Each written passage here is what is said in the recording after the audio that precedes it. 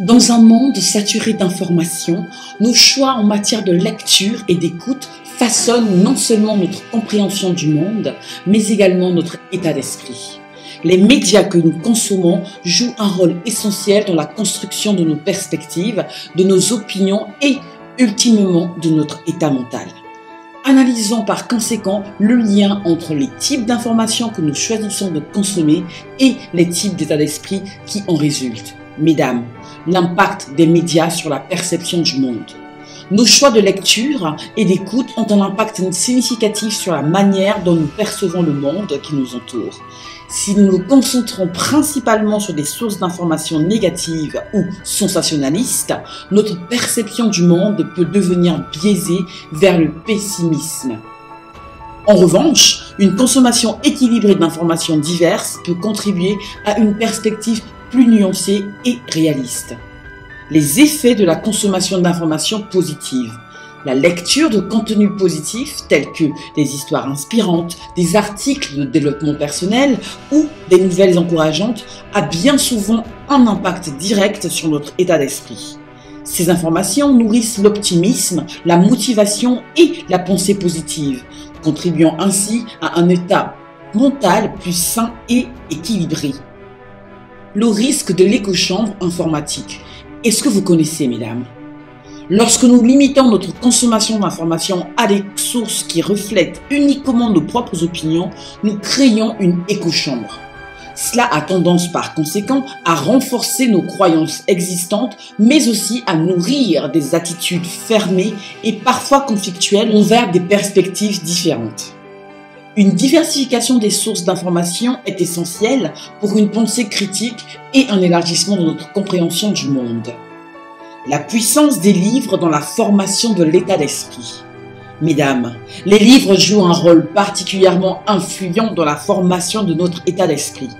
Que ce soit la fiction qui nous permet de voir le monde à travers les yeux d'autres personnes, ou la non-fiction qui nous fournit des connaissances et des idées nouvelles, nos choix de lecture influencent profondément notre perspective et notre état mental. Les podcasts, ah oui, parlons des podcasts et l'écoute active, vous savez, celle qui pousse à l'action. Les podcasts offrent une opportunité unique d'apprentissage et d'écoute active.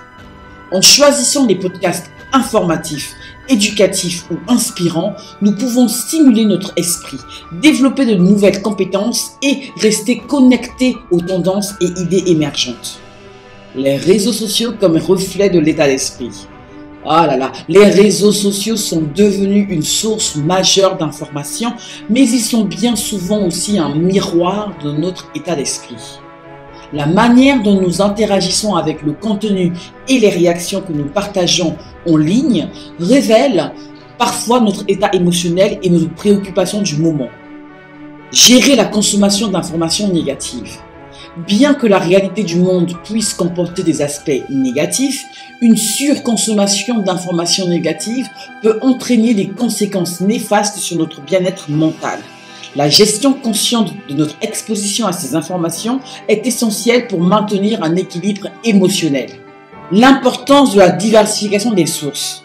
La diversification des sources d'informations est un principe fondamental pour développer un état d'esprit ouvert et éclairé. Explorer les perspectives différentes, lire des auteurs variés et écouter une gamme diversifiée de voix viennent enrichir notre compréhension du monde et favoriser une pensée critique et constructive. En définitive, nos choix en matière de lecture et d'écoute sont des reflets de notre état d'esprit actuel et contribuent à son développement continu.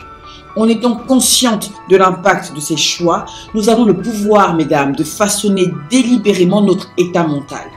En optant pour des informations diversifiées, positives et éducatives, nous nourrissons ainsi un état d'esprit sain, ouvert et prêt à faire face aux défis de la vie avec résilience et compréhension. Qu'en pensez-vous, mesdames ?